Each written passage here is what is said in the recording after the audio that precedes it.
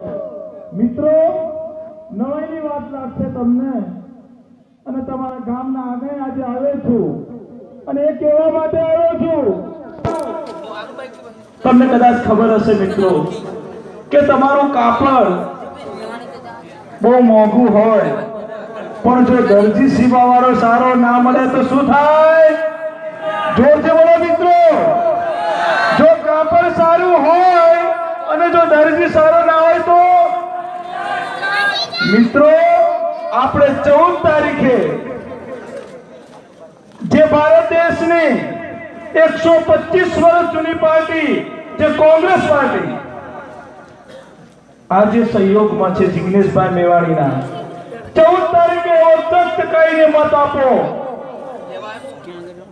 કે એ મત કારણ કે સીવણ કે દર્દી તો સારો નહીં મળે તો આપણું કાપડ ગમે તેટલું મોંઘું હશે એને મજા નહીં આવે, શરીર સાથે ફિટિંગ ના હોય, સાથે વાત ના કરે તો પણ એ મજા ના આવે.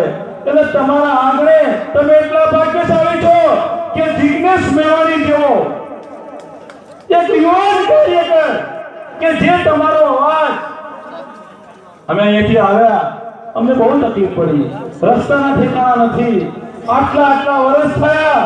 વડગામ એટલે વડ એટલે મોટું ઝાડ કહેવાય. આ વડગામ મોટામાં મોટું ગામ. મોદીજી કહે છે કે વિકાસ થયો છે. કયો વિકાસ?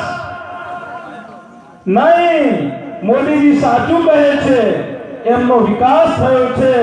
અમિત શાહના દીકરા જય શાહનો વિકાસ થયો છે. મિત્રો વિકાસ થયો છે, ભાજપ ખોટું બોલતી નથી. જય શાહનો વિકાસ થયો છે.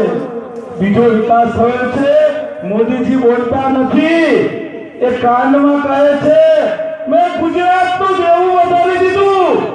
આ દેવાનો વિકાસ થયો છે. મારા વડીલો બેઠા છે મિત્રો, તમને ખબર હશે કે મિત્રો દેવું કરીને ઘી ખવાય?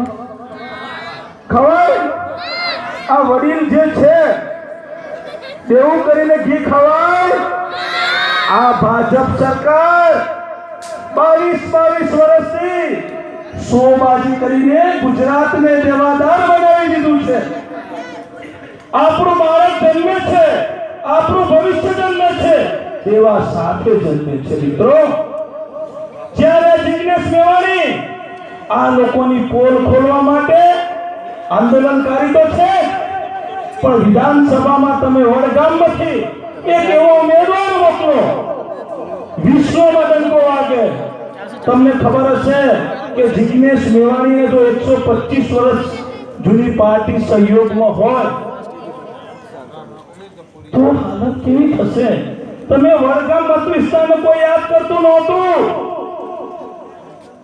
વડગામને વિશ્વ યાદ કરશે કે વડગામનો ઉમેદવાર આજે ગુજરાતની વિધાનસભામાં છે અને એ જે બોલશે એ જિગ્નેશ મેવાણી નહીં બોલે, વડગામની જનતાનો અવાજ બોલશે ત્યાં. એટલે અહીંનો માહોલ છે. તમને નમ્ર વિનંતી કરવા આવ્યો છું કે તમારો વડગામનો અવાજ, વડગામની જનતાનો અવાજ 182 માં નંબર 1 રહે. તમારો વિકાસ થાય, તમારા બાળકો કલેક્ટર બને, તમારા બાળકો અધિકારી બને, તમે વ્યસન મુક્ત બનો. મિત્રો આપણું બાળક ભણશે તો તમારો વિકાસ થશે. તમારો એક દીકરો જો અધિકારી હોય તો તમને શાંતિની ઊંઘ આવે. દાદા વાત સાચી કે ખોટી? હે દાદા? ભલે પછી તમને પૈસા આપે કે ના આપે પણ તમને કહેવાય કે હું કલેક્ટરનો બાપ છું. તમારો જિગ્નેશ મેવાણીનો દીકરો બનાવજો, તમે છાતી ઠોકીને કહેશો કે ભાઈ જિગ્નેશ છે ને એ અમારો એમએલએ છે, અમારો બાળક છે અને ગાંધીનગરની અંદર બેઠેલો છે.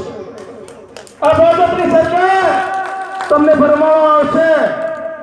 સાહેબ એમને તો કશું ગમતું જ નથી. હા, ફોટા પડાવવા હોય તો ટોપી બાજુમાં મારો ટોપી ના મૂકું. આ બી તો સમજો આ લોકોની જે મેન્ટાલિટી પરિસ્થિતિ એ છે. આપણે માનવતાના ધોરણે એક થઈ નેક થઈ એક એકમ ઉપર ઉભા થઈ વડગામની એકની લીડ અપાવો. કે ગુજરાતની અંદર કદાચ એમને એમએલએ તો કદાચ મને લાગે છે તમે બનાવશો જ, કારણ કે અમે તમારા આગળ ભીખ માંગવા માટે આવ્યા છીએ. અમે જીતશે તમારી આ લાગણી છે તો એટલા લીડથી જીતાડો કે ટીવી ઉપર પહેલા લીડમાં નામ આવે કે જિગ્નેશ મેવાણી લીડ નંબર 1 છે. અને કદાચ એમને કઈ વિચારવું પડે કે વડગામના અપર સુગરમાં તો એમને કોઈ બીજું સીએમ ના મળે ને તો એમ તો કહી શકાય કે આ સીએમ છે તમે બનાવો, અમારી લીડ વધારે છે. મિત્રો આ વિચારવાનું છે, કારણ કે જો કોંગ્રેસ સરકાર જો આટલું વિચારી શકતી હોય તો તમે તો ભગવાન છો, ઈશ્વર છો, અલ્લાહ છો, બધું તમારી પાસે છે. મેં જોયું અહીંયા કે તમારી કેટલી એકતા છે, કેટલો તમારો પ્રેમ છે. જિગ્નેશ મેવાણી આજે એનો એક જ મંત્ર છે અને એક મહત્વની વાત નીકળ્યો છે માણસ કે 18 તારીખે રિઝલ્ટ હામ આવે તો નામ આવે, પણ વડગામની તકલીફો માટે આવેદન પત્ર પોતે ભાગલપુર કલેક્ટર ઓફિસે આપવાના છે. વિચારો, એને હાર જીતની પડી નથી. એ માણસ એમએલએ બનવા માટે નથી આવ્યો, તમારા દુઃખ દર્દને ખોળામાં લઈને તે વિધાનસભામાં બોલવા જવાનો પ્રયત્ન કરે છે કે રોડ ઉપર તો બોલે જ છે. આજે એનો ડંકો વાગે છે દુનિયામાં, પણ સ્થિતિ એ છે કે તમારે એના યોગ્ય જગ્યાએ બેસવું પડીને બોલવું પડે, કારણ કે તમારી પાસે એમએલએ અત્યારે પૈસા વાળા છે. અહીંયા જોયું છે ભૂતકાળમાં કે જે એમએલએ આવે છે તમને એક દિવસ માટે આવે છે, તમને ખ્યાલ હોતો નથી. આ દાદાને ખબર હશે કે જ્યારે એમએલએ કદાચ પબ્લિકને ખબર ના હોય કે ઉમેદવાર કોણ છે ને કયું કામ છે, મેં પૂછ્યું અમુકને કે ભાઈ કામ કેટલા, એમને વોટિંગમાં જ ખબર હોય છે, જીતવાથી જ મતલબ છે, બીજા કોઈ મતલબ છે નહીં. મિત્રો તમને નવાઈની વાત લાગશે કે ભાજપ સરકાર તમને એટલી બધી ભ્રમિત કરી રહી છે. તમારા બે ભાઈ હોય, હું તમને પ્રશ્ન પૂછું છું આ વિકાસની વાતનો. એક બાપના બે દીકરા, એક દીકરો ગુણિયલ હતો અને આખી જિંદગી જમીન સાચવી રાખી, ખેડી મજૂરી કરી અને એના ઘરનું પાલન પોષણ કર્યું. 125 વર્ષ સુધી જમીન સાચવી રાખી. આ ભાજપ સરકાર.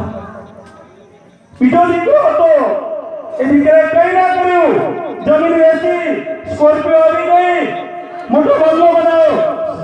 ભાઈ આ દીકરાએ તો બહુ વિકાસ કર્યો, પણ ભાઈ એ ભાઈને તો પૂછો દરિયામાં કેટલી જમીન છે.